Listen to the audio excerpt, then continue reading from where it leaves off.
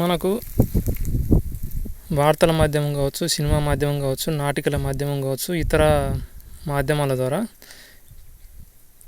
ప్రకటనలు ఏదైతే ఇస్తున్నాయో అవన్నీ రాక్షసుల నియంత్రణకు లోబడి ప్రకటనలు ఇస్తుంటారు. మరి శాంతి మతం అని ఏదైతే చెప్పుకుంటుందో మరి వాస్తవాలు ఇక్కడ దగ్గరగా ఉన్నట్టు నాకు కనిపించట్లేదు. మరి శాంతి మతం అని చెప్తున్న మతం సిలువ మతం. ఆ సిలువ మతం బ్రిటిష్ అండర్ కంట్రోల్లో మరియు అమెరికా సంయుక్తంగా నియంత్రిస్తుంటుంది. సిలువ అంటే పురుషార్థాన్ని అంతమొందించడం, రాక్షసార్థాన్ని స్వేచ్ఛనివ్వడం. అంటే మగ ఆడ. మగ అంటే మహిళా గణతంత్రం, ఆడ అంటే ఆతంకి డమ్మరుకం, పిల్ల అంటే పిశాచ. తర్వాత నేను అది చెప్పదలుచుకోలేదు. అట్లా మరి ఈ సిలువ ఏదైతే మతం ఉందో అది ఎవరి నియంత్రణలో ఉంది? బ్రిటిష్. అవి ఏదైతే దేశాలు ఉన్నాయో ఆ దేశాలు, బ్రిటిష్ కావచ్చు, అమెరికా వరకు మొత్తం అన్ని దానికి సంబంధించిన దేశాలన్నీ, ఆ కోవకు సంబంధించిన దేశాలన్నీ మొత్తం ప్రపంచం మొత్తం తమ గుప్పిట్లో పెట్టుకోవడం జరిగింది. ఏది? సిలువ అంటే సినిమా, అంటే సినిమా ద్వారా సిలువ నియంత్రణ మర్దనం అని. అంటే వీళ్ళు రాక్షసులు కాబట్టి ఈ ప్రపంచాన్ని రూల్ చేసేది రాక్షసులే కాబట్టి సినిమా ఎవరికి అనుకూలంగా ఉంటుంది? సినిమా తీసేవాళ్ళు రాక్షసులకు అనుకూలంగా ఉంటుంది. మరి ఈ సిలువ అనేది ఎవరు వేస్తున్నారు? అమెరికా మరియు బ్రిటిష్ మరియు ఇతర దేశాలన్నీ కలిసి ఈ విధంగా వేస్తున్నాయి. మరి ఈ సిలువ వేసి ఏదైతే మతం ఉందో ఈ బ్రిటిష్ అండర్ కంట్రోల్లో పనిచేసే మరియు అమెరికా కంట్రోల్లో పనిచేసే ఏదైతే సిలువ మతం ఉందో మరి సిలువ ఎట్లా వేస్తున్నారో చూడవచ్చు. పోలీసు వాళ్ళు, హోంశాఖ ఏదైతే హోంశాఖ ఉందో వీళ్ళదే, క్రైస్తవ మతానికి సంబంధించింది. మరి ఏమని చెప్తారు వీళ్ళు? శాంతి మతం అని చెప్తారు. ఇండియన్ ఆర్మీ మొత్తం ప్రపంచవ్యాప్తంగా ఉన్న ఏదైతే గన్నులు, తుపాకులు పెట్టి బెదిరిస్తూ భూప్రపంచాన్ని అతలాకుతలం చేస్తున్న ఏదైతే మతం ఉందో అది ఆర్మీ కావచ్చు, నేవీ కావచ్చు, ఎయిర్ ఫోర్స్ కావచ్చు, ఇవన్నీ త్రివిధ దళాలు భూప్రపంచాన్ని సర్వనాశనం చేయడం కోసం సిద్ధంగా ఉంచబడిన ఏవైతే ఉన్నాయో అవి క్రైస్తవ మతానికి. కానీ వీళ్ళు శాంతి మతం అని చెప్తారు. మరి వీళ్ళు శాంతివాదులు. ఇక ఎన్నికల వ్యవస్థ ఏదైతుందో అది కూడా అది శాంతి మతానికి సంబంధించింది, అంటే క్రైస్తవ మతానికి సంబంధించింది. కానీ వీళ్ళు శాంతి మతం అంటారు. వీళ్ళు శాంతి మతానికి సంబంధించిన వాళ్ళు అంటారు. ఇంకా న్యాయ వ్యవస్థలు, సుప్రీంకోర్టు, హైకోర్టు, ఈ మొత్తం స్థానికంగా ఉండే ఇవైతే జడ్జీలు, ఎంత సిస్టమ్ ఏదైతే ఉందో వ్యవస్థ, ఇదేంది శాంతి మతానికి సంబంధించింది. వీళ్ళు ఏం చేస్తున్నారు?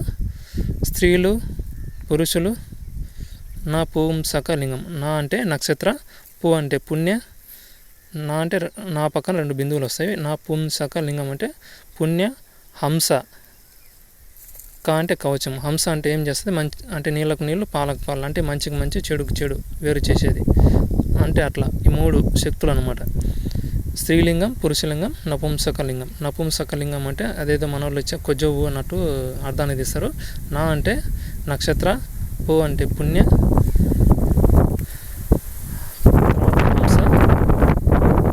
తర్వాత కవచం అని. ఆ విధంగా దాని అర్థం తీసుకోవచ్చు.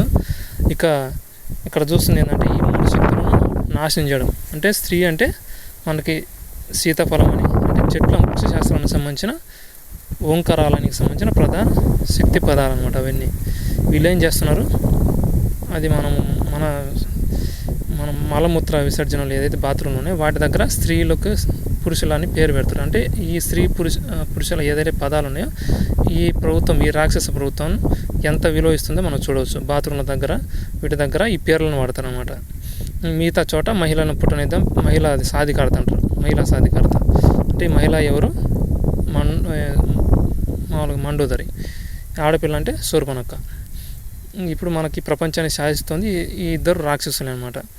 మరి ఈ యేసు అంటే ఎవరంటే యేసులో కూడా చాలా పదాలు ఉంటాయి. మామూలుగా ఇప్పుడు ఒకే దానికి రకరకాల పేర్లు ఉన్నట్టు ఆ పేర్లలో వేరువేరుగా ఉన్నట్టు. అంటే ఈ పదం యేసులో చాలా దేవతలకు వర్తిస్తుంది. అందులో ఒకరు రాక్షసులకు సంబంధించిన పదం యేసు. లంకేసు, లంక ప్లస్ యేసు. ఈ యేసు అనే అతను, ఈ లంకేసు ఈ భూప్రపంచాన్ని శాసిస్తున్నాడు.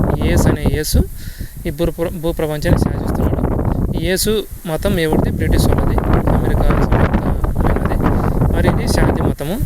మనం ఏం చెప్పుకున్నాం ఇప్పుడు, అడవులను నాశనం చేయడం కోసం ఈ అల్లూరి సీతారామరాజును అంతమొందించడం జరిగింది.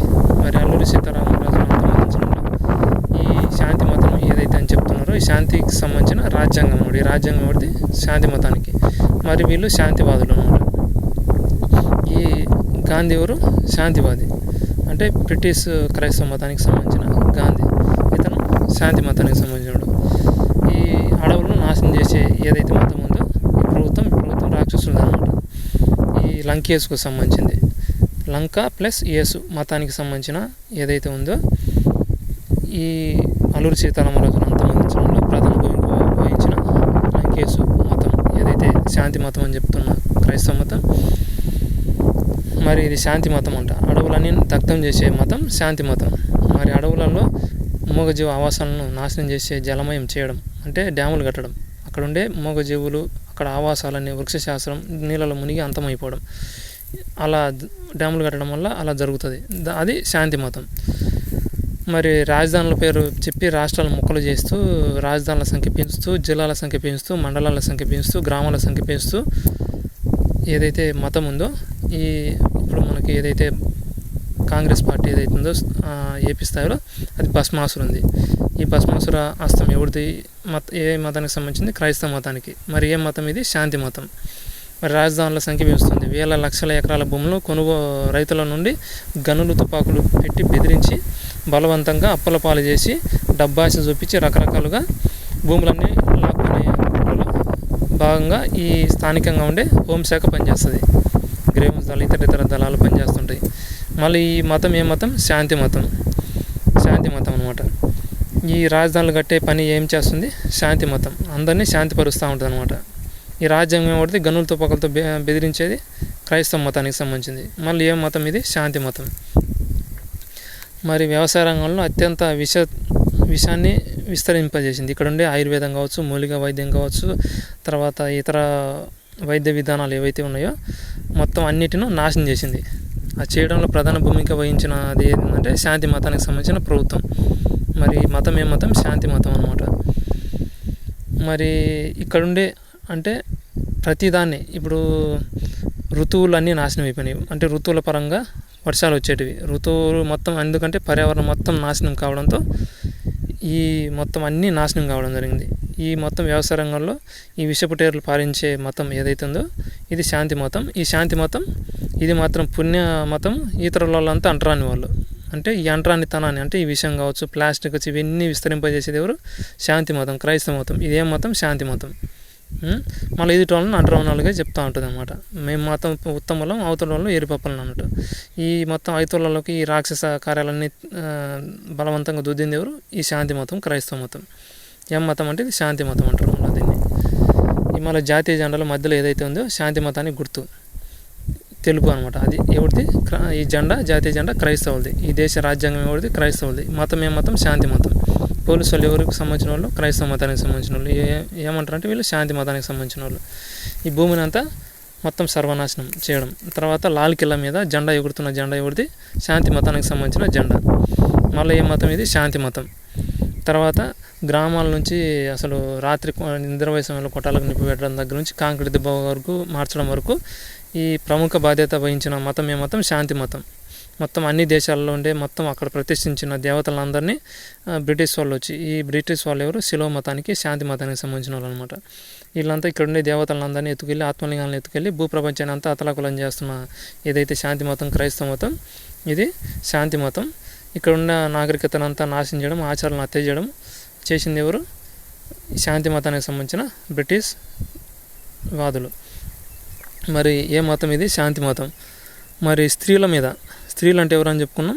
సీతాఫలము, తర్వాత పురుషులు అంటే రామఫలం, తర్వాత లక్ష్మణ ఫలం, తర్వాత హనుమాన ఫలం. ఈ విధంగా మొత్తం ఫలాలు ఏవైతున్నాయో అంటే వృక్షశాస్త్రంలో ఇది మనకి టమాటా కావచ్చు, మామిడి కావచ్చు, తాటికాయలు కావచ్చు, తాటి చెట్లు కావచ్చు, మొత్తం ఇట్లా అన్ని వృక్షశాస్త్రానికి సంబంధించిన మొక్కలు కావచ్చు, చెట్లు కావచ్చు, మహావృక్షాలు అన్నిటి మీద వీళ్ళు ఏం చేస్తున్నారంటే ఈ గర్భాల మీద రేపులు చేస్తున్నారు, గర్భం మీద దాడులు జరుపుతున్నారు. ఏది విత్తనం యొక్క గర్భం మీద దాడి అంటే జన్యు మార్పిడి చేయడము, ఇట్లా దాన్ని గెలకడం అనమాట. దాన్ని లైంగిక దాడి అంటారు. ఈ సన్నాసి హోంశాఖ ఏదైతే ఉందో ఇది ఒకటిది రాక్షసులది, శాంతి మతానికి సంబంధించింది. ఇది మనకేం చెప్తా సూత్రాలు, మహిళల మీద అత్యాచారం జరుగుతుంది. ఈ గర్భం మీద దాడులు చేయడం, విత్తనం యొక్క గర్భం మీద దాడులు చేయించేది ఎవరు? మహిళ. ఈ మహిళా దుష్టశక్తి ఈ స్త్రీల యొక్క గర్భం మీద దాడులు చేయడం అంటే విత్తనం ఏదైతే ఉందో లోపల జన్యు మార్పిడి చేయడం కావచ్చు, హైబ్రిడ్గా మార్చడం కావచ్చు, అంటే అధిక దిగుబడి తీయడాన్ని ఏమంటారంటే రేపులు చేయడం. దాన్ని బలాత్కారం అంటారు మనకు స్థానిక భాషలో, అట్లా అంటారు అనమాట. చేయించేది ఎవరు? మహిళా దుష్ట సాధికారత. ఈ మహిళ ఎవరు? మాండోదరి. మరి రేపులు ఎవరి మీద, అదే లైంగిక దాడి కానీ ఇవన్నీ బలాత్కారాలు ఎవరి మీద జరుగుతున్నాయి? విత్తనాలు కావచ్చు, చెట్లు కావచ్చు, మహావృక్షాల మీద, వీటి మీద దాడులు జరుగుతుంది. రేపులు, మర్డర్లు ఇవన్నీ మొత్తం అన్నీ జరుగుతూ ఉన్నాయి. కానీ ఏదైతే ఈ మహిళ ఏదైతే మండోదరి ఉందో ఈ నంగనాచి దానికి కొమ్ముగాసి మీడియా సంస్థలు ఉంటాయి కదా, ఎదుగుగా మహిళల మీద లైంగిక దాడి, అదుగుగా వీళ్ళ మీద రేపులు జరిగినాయి అంటే జనాల దృష్టి మరల్చి వీళ్ళు దర్జాగా టమాటాలు, వంగలు, మిరప మొత్తం అన్నీ అదేం లేకుండా అన్నిటి మీద లైంగిక దాడి జరుపుతున్నారు. గర్భాలయం మీద దాడులు జరుపుతున్నారు, గర్భం మీద దాడులు జరుపుతున్నారు, రేపులు జరుపుతున్నారు. ఇవన్నీ దర్జాగా జరుపుకుంటూ అవుతున్నారు.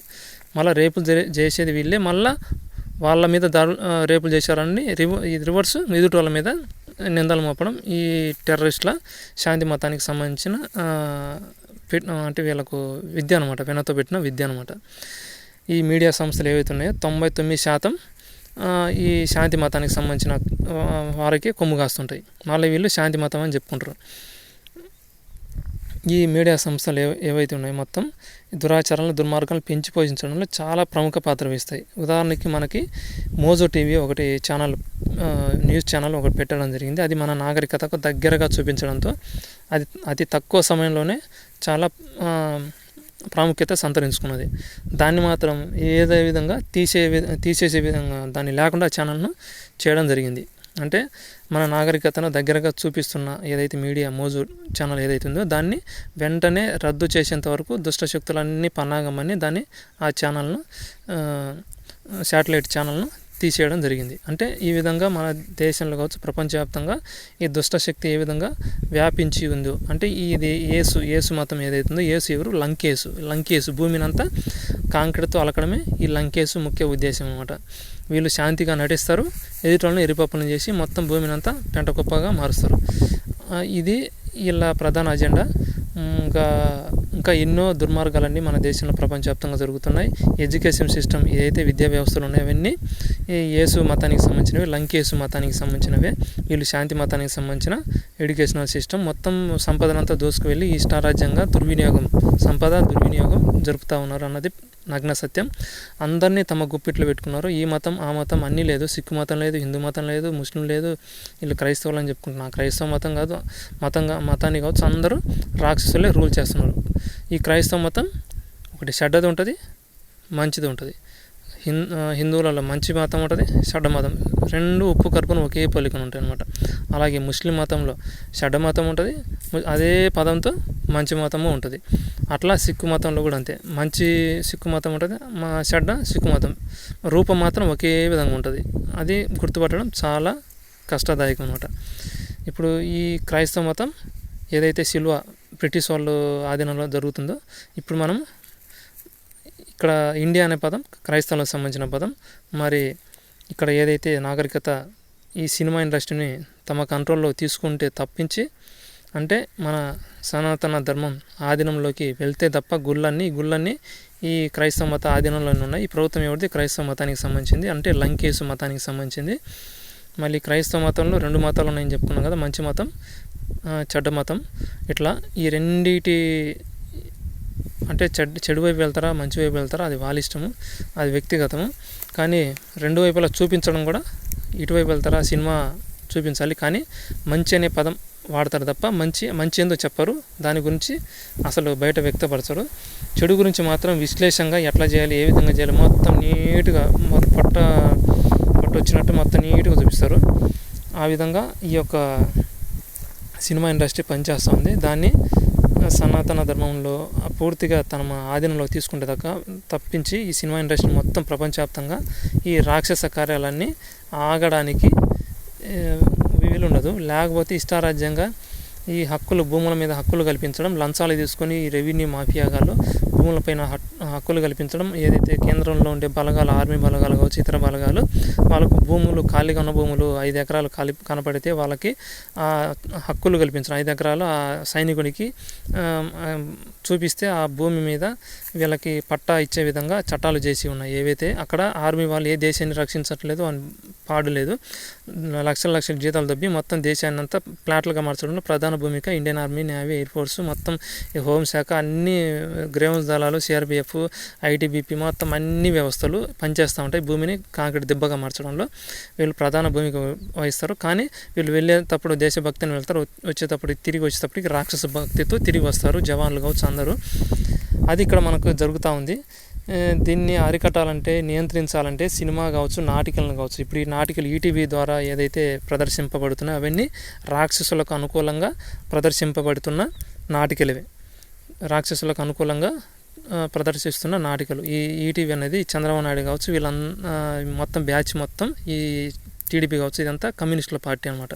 కమ్యూనిజాన్ని, నక్సలిజాన్ని, సోషలిజాన్ని, టెర్రరిజాన్ని పెంచి పోషిస్తుంటారు. ఈ మొత్తం ఈ భూమిని అంతా పెంటకుప్పగా మార్చడంలో ప్రధాన భూమిక ఈ చంద్రబాబు నాయుడు కావచ్చు, వాళ్ళ టీం నెట్వర్క్ మొత్తం దాంట్లో వాళ్ళకు లోబడి పనిచేస్తూ ఉంటుంది. వాళ్ళకు వ్యతిరేకంగా పనిచేస్తే ఎరుకు వైఎస్ఆర్ చనిపోయినట్టే ఈ చంద్రబాబు నాయుడు కూడా చనిపోవాల్సింది.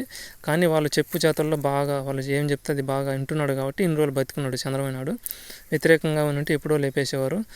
ఇంకా నిజం తెలుసుకుంటే ఏమవుతుందంటే, నిజం తెలుసుకున్నాడంటే మళ్ళీ ఈ ప్రమాదం కదా ఈ రాక్షసులకి, రాక్షస కార్యాలు చేయడానికి, విస్తరించడానికి. అందుకని వైఎస్ఆర్ని కావచ్చు, ఈ గాంధీని కావచ్చు, అంటే తమ దేశానికి ద్రోహం చేసినవాడు మాకు చేయడా అన్న ఉద్దేశంతో అట్లా వైఎస్ఆర్ను చంపినారు. తర్వాత ఈ మనకి ఎవరైతే ఉన్నారో గాంధీని కావచ్చు, ఇట్లా ఎన్టీ రామారావుని కావచ్చు, ఇట్లా చాలా ఎవరికి అనుమానం కూడా రాదు చంపారని. అట్లా ఆ విధంగా చాలా పకడ్బందీగా మూడో కంటికి అనుమానం రాకుండా అట్లా ముట్టిస్తుంటారు. ఇది ఇక్కడ దేశంలో ప్రస్తుతం జరుగుతున్న అరాచకాలు ఇంకా చాలా ఉన్నాయి. ఇక్కడ ఈ రాజ్యాంగ ఎన్నికలు ఏదైతే బ్రిటిష్ అండర్ కంట్రోల్లో పనిచేస్తే క్రైస్తవ మతం ఇప్పుడైనా మేలుకొని వాస్తవం వైపు, అంటే సత్యం వైపు, ఇప్పుడు అసత్యం వైపు నడుస్తున్నారు, సత్యం వైపు నడుస్తారన్న ఉద్దేశంతో ఈ వీడియో చేయడం జరిగింది.